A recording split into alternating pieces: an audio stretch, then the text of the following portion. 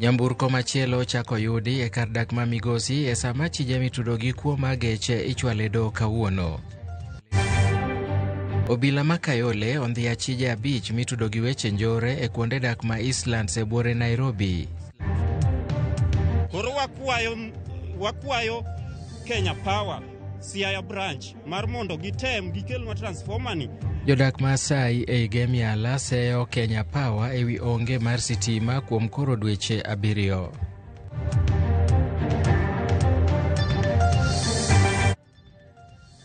Arwakini machiegni weche manyien mag kagi kacha. Nyinga Milton Ochieng. Jaodogai mar ODM Aida Odinga owacho ni Raila Odinga ngima kasiling kendo kwedo weche maende ne landore ni Odinga tuo. Ida ma ewuoye kaunti ma Migori wacho ni kaka ng'at modak kod Odinga ene monyalo yango ni ogai mar ODM ngima kendo kaw mana yweyo matin ma siasa kendo machiegni ni obiro duogo. Juma mokalo ni nyote nitie goncha chandu ji ka jomoko bukore ni baba tuo.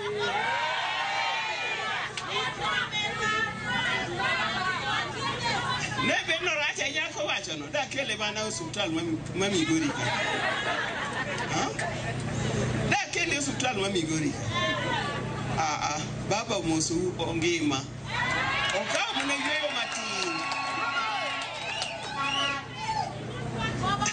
Apenji. Ng'at moko da kode. Donge nade. Ma anta kiani.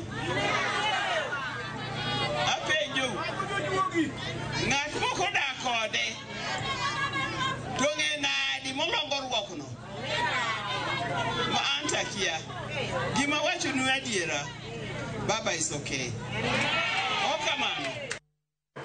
Obila ma e boma ma Kisumu chako yudo nyamburko machielo e kar dak ma Migosi michich ni en achiel kuom geche mosebed kikwalo tipando.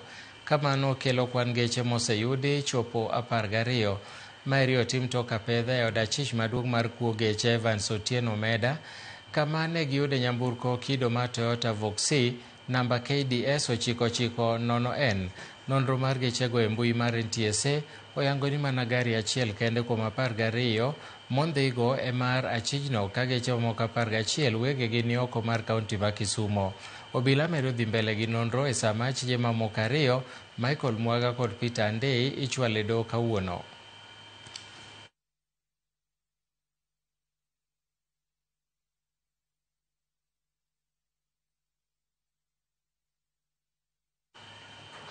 Jodak ma Kisumo koro pako dongruok mobila osebedogo kachiwogo kony ne oganda ka giwacho ni gie sani onge midhiero moro amora ma giyudo ka gidhi e tesende mag obila. Kuom mano, moko kuom jodak ma Kisumo bende koro ijiwo mondo kik bed gi luoro e chwalo buchegi ne obila. Magi ne owachi e sacha ma obila e tesend obila ma Central kama ne giriwore gi piny mangima e chenro ma jumb dhialo kastombegi.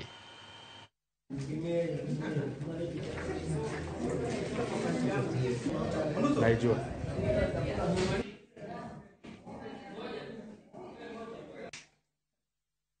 Ka ginyalo medo tiyo gi jopiny e yo machalo kama, to jopiny nyalo medo bedo gi trust e tich ma polis tiyo negi. Manyiso ni sama biro ka to harassment moro mane timo chon cha sani onge.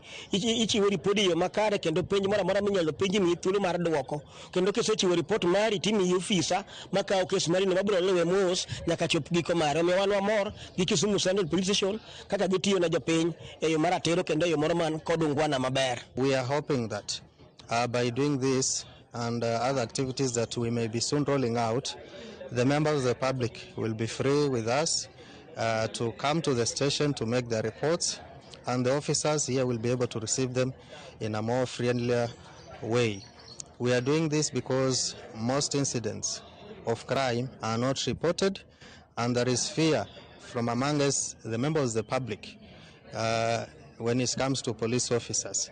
We want to change this. We want to give this Kisumu residents, and of course any other person who may feel aggrieved by any person in relation to any crime, to feel free to visit Kisumu police station or any other police station.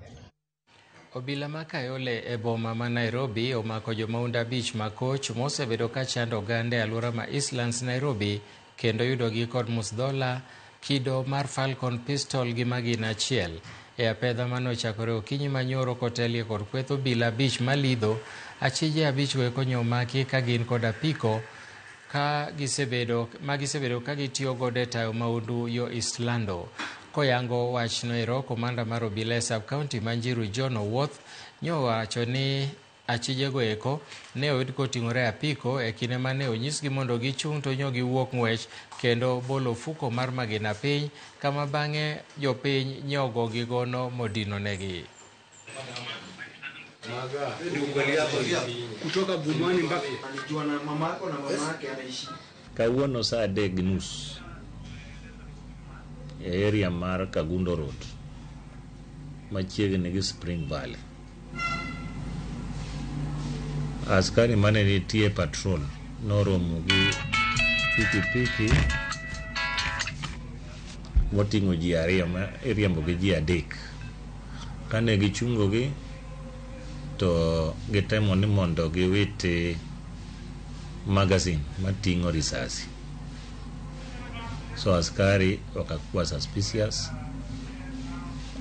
asomakogi ka koro ne giyojigi to giwacho ni bunduki nitie, kech magazine ok inyal ting'o ka onge bunduki. Koro gi-operate in those areas, even outside kuonde magidakego. Koro wan kodgi ka waendelea gi upelelezi marwa. Riwruok mar jopuonj mag mbalariany mag sirikal oramo ni ngang' ok ne gichung ng'anyo margi nyaka sirikal chop winjo dwachgi. Gikoni sirikal osirem keto timo girimiti mag oboke mag tich mane gichwo e kogno monywando meto mag omenda kod bero lwasi mar tich.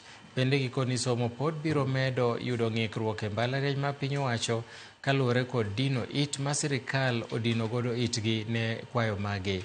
Nyaka sani migawo mar somo pok onyiso okang' moro amora mar bedo kod twak gi jopuonjgo, gino mamedo chiwo luoro mathoth e wi chal mar somb jopuonjre e mbalariany. Our students bear with us. We are fighting for you. We are cleaning higher education sector. We are cleaning it once and for all. We shall not call strike next year. Tunamalizana this year. So that when we start next year, our students can have time to study. This is a sector that has been neglected for years. This is a sector where our statutory deductions are not limited. Technical University of Kenya staff members do not have pension scheme. Pension scheme collapsed there. Moi University don't have a pension scheme. We don't have medical cover. We have only memos. And we pay tax. I want to say, colleagues, yes. Let us redeem this sector. Riwruok mar piny owacho makedo ne ratiro mag somo e pacho ka Elimu Bora Working Group owuok oko ma chungo riwruoge mag jotije mbalariany ma koro ni e jumbgi mar 4 mar ng'anyo.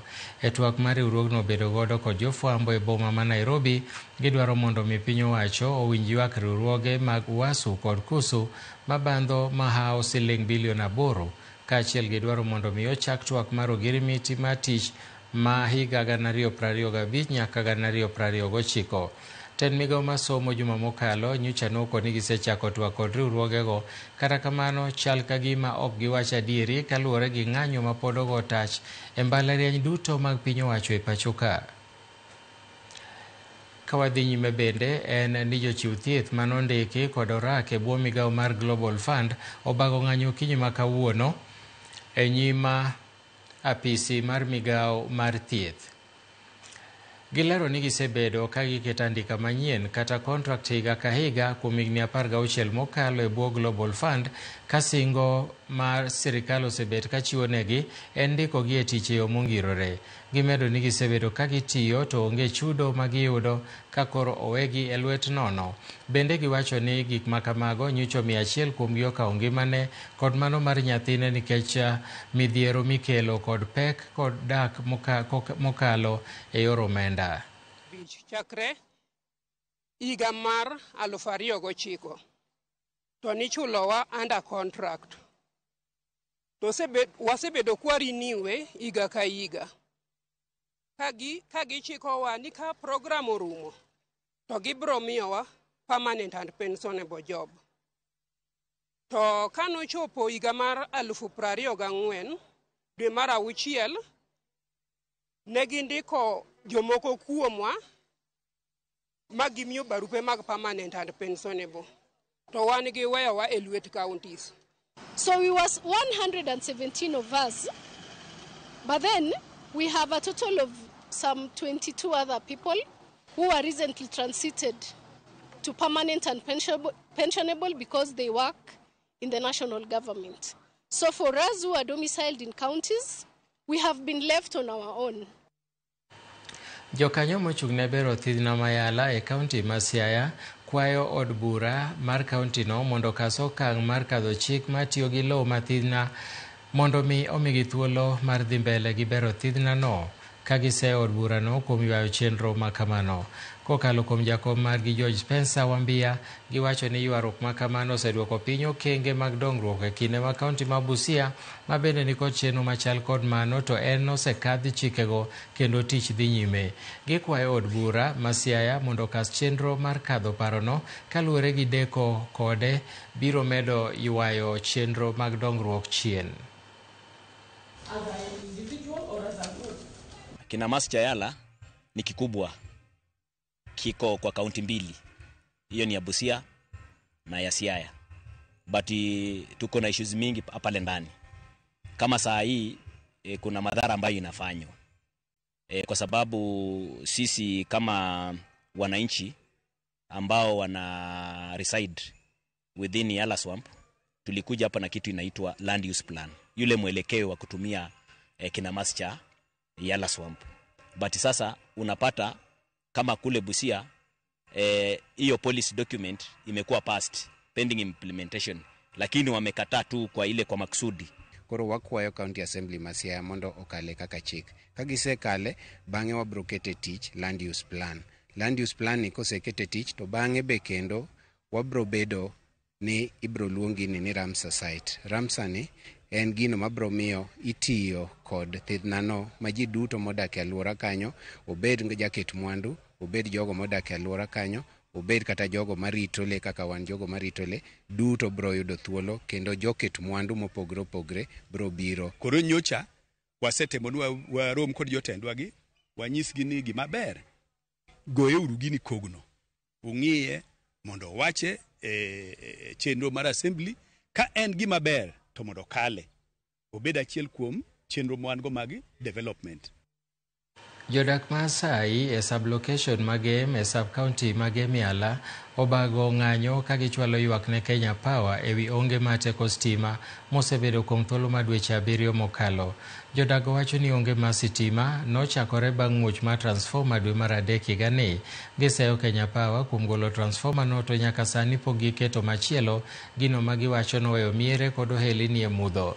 Kane giloso e chiro Masai, gikwayo kambi mar Kenya Power mondo nyal chiwo negi kony mapiyo, ka bende gichwalo ywak ne jaod bura margi Elisha Odhiambo mondo mi okonygi ni mar ywak margi ne Kenya Power oselware it modino.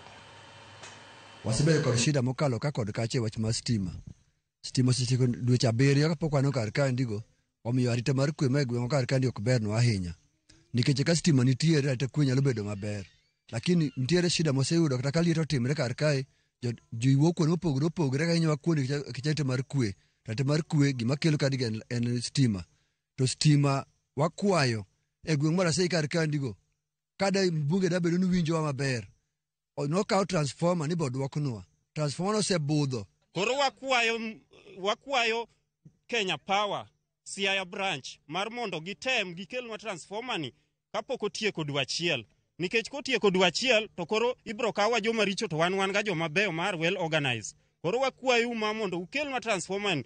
Transformer marwa nino okethre dwe mar adek nyaka gi sechegi en dweche 7 ka wantiere imudho.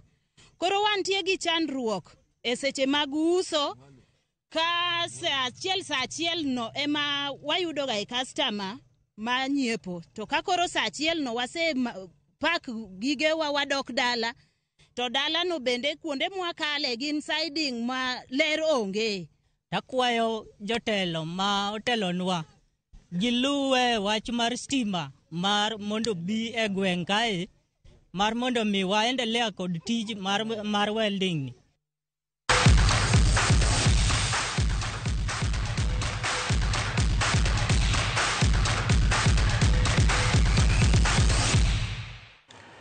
Ne en mor mogundho skund secondary Masori Boys e seche ma japuonjre ma jaklas 12 ma jahigni 12 Peter Mombo noduogo bang' chung'ne Kenya e tuke mag baseball ma laro simbo mar piny mangima e piny Mexico.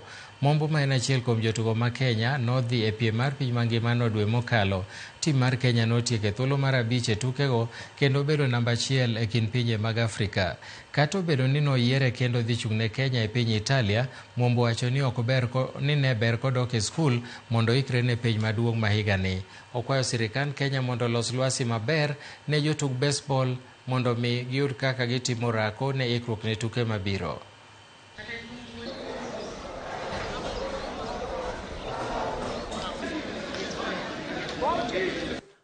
There were some skills that we had not acquired because it was our first attempt to the World Cup. So it just needs more of training and to learn those skills, support. Then we are assuring people that when we'll be going to Senegal, we'll not become now position 5, but we'll come back with the cup. Boy has been training alone, but we thank a teacher from Masara Secondary School who has been the coach of this boy in our school. We still appeal to the coach to help us to train more boys in the game called baseball.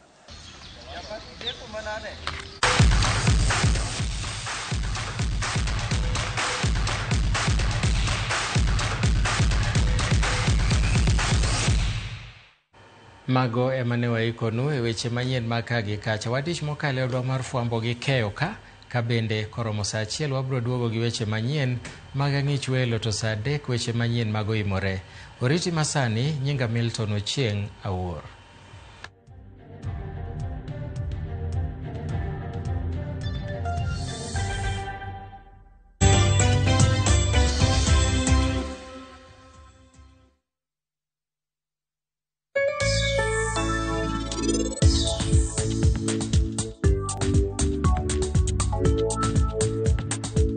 Yudo mo madajre kod kito ohala ma itimo, pesa ma ichako ohala kata capital